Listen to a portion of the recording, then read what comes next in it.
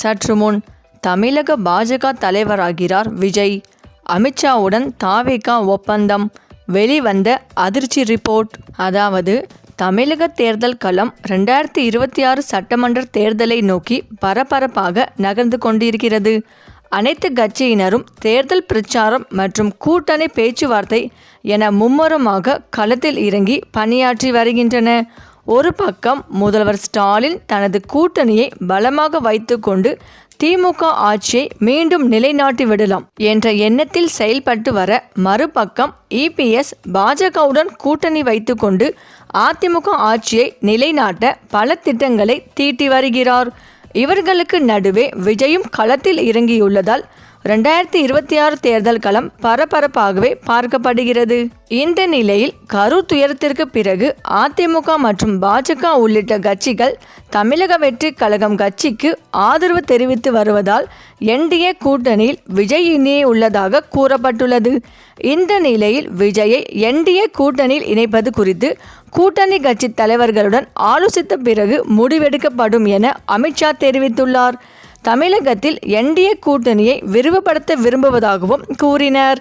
இது விஜயுடன் கூட்டணியை கிட்டத்தட்ட உறுதி செய்துள்ளதாக தெரிகிறது. இந்த நிலையில் தமிழக வெற்றி கழகத்தின் தலைவர் நடிகர் விஜயின் கரூர் பேரணியில் 41 பேர் இறந்த பெரும் சோகமான சம்பவம் நடந்து 2 வாரங்களுக்கும் மேலாகிவிட்டது. இந்த விவகாரத்தில் மையமாக இருந்தது விஜய். தமிழ்நாடு அரசின் பேசு பொருளாக இருந்தாலும் மௌனம் காத்து வருகிறார். சென்னை உயர்நீதிமன்றம் நியமித்த ஐஜி அஸ்ரா கார் தலைமையிலான ஒரு நபர் விசாரணை நிராகரித்து கரூர் வழக்கை மத்திய புலனாய்வுத் துறைக்கு சிபிஐ மாற்றியதன் மூலம் உச்சநீதிமன்றம் விஜய்க்கு சட்ட ரீதியாக ஒரு வகையில் வெற்றியை வழங்கியது. ஆனாலும் இதற்கு பின் விஜய் எந்த முடிவும் எடுக்காமல் பெரிதாகி எதுவும் பேசாமல் அமைதி காத்து வருகிறார்.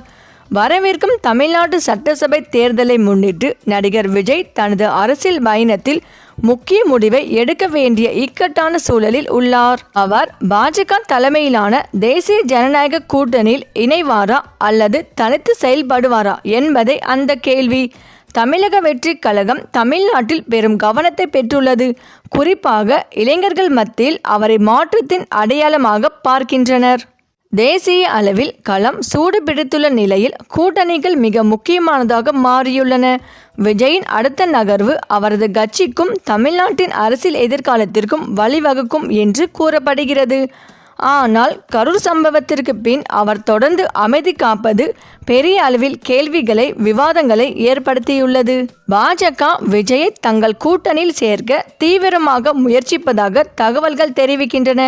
மத்திய உள்துறை அமைச்சர் அமித்ஷா உட்பட மூத்த பாஜக தலைவர்கள் விஜயுடன் கூட்டணி அமைத்தால் தமிழ்நாட்டில் என்டிஏயின் அடித்தளம் வலுப்பெறும் என்று நம்புவதாக சொல்லப்படுகிறது. தமிழ்நாட்டில் பாஜக இதுவரை பெரிய அளவில் வளர்ச்சி அடையாத நிலையில் இந்த கூட்டணி முக்கியத்துவம் வாய்ந்தது.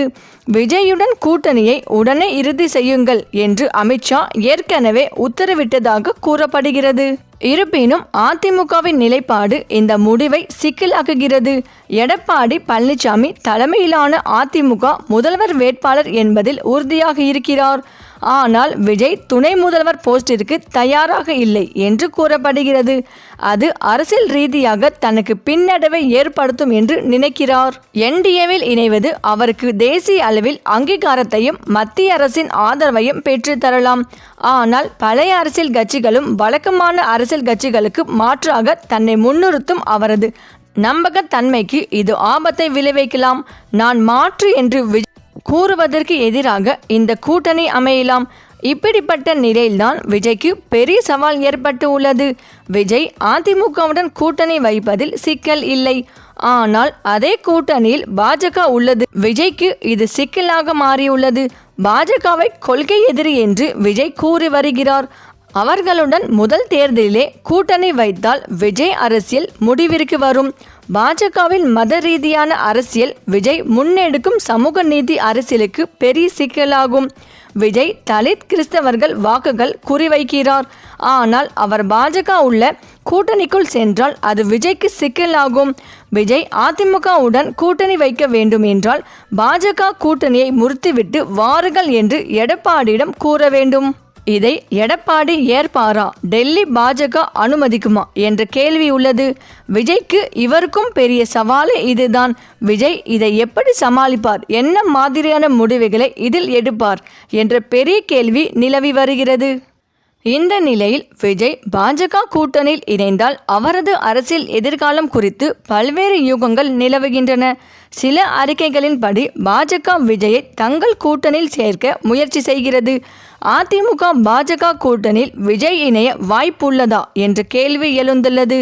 விஜய் பாஜக கூட்டணியில் இணைந்தால் அது திமுகவுக்கு சிக்கலை ஏற்படுத்தும் என கூறப்படுகிறது. அதிமுக, பாஜக மற்றும் தமிழக வெற்றிக் கழகம் ஆகிய கட்சிகள் ஒன்றாக கூட்டணி அமைக்கும் வாய்ப்புகள் இருப்பதாக தகவல்கள் தெரிவிக்கின்றன. விஜய் பாஜக பக்கம் சென்றால் அது திமுகவுக்கு எதிராக அமையும். விஜயின் அரசியல் நகர்வுகள் எதிர்வரும் சட்டமன்ற தேர்தலுக்கான கூட்டணி சமன்பாடுகளை மாற்றும் முனைப்பில் இருப்பதாக தெரிகிறது. விஜய் பாஜக கூட்டணியில் இணைந்தால் அதிமுகவுக்கு அது ஒரு தலைவலியாக மாறலாம் என ஒரு கருத்து நிலவுகிறது. மேலும் விஜய் அதிமுக கூட்டணியில் இணைந்தால் சிறிய கட்சிகளின் நிலை என்ன ஆகும் என்று கேள்வி எழுகிறது. அதிமுக பாஜக கூட்டணியில் விஜய் இணைந்தால் என்ன நடக்கும் என்ற கேள்வியும் எழுந்து உள்ளது. விஜய் எடுக்கும் முடிவால் திமுக கூட்டணியில் மாற்றம் ஏற்படலாம். மேலும் விஜய் அதிமுக கூட்டணிக்கு சென்றால் என்ன நடக்கும் என்பது குறித்து விவாதிக்கப்படுகிறது. அதிமுக விஜய் கூட்டணிக்கு அழைக்கிறது. இதனால் பாஜகவின் நிலை கேள்விக்குறியாகலாம்.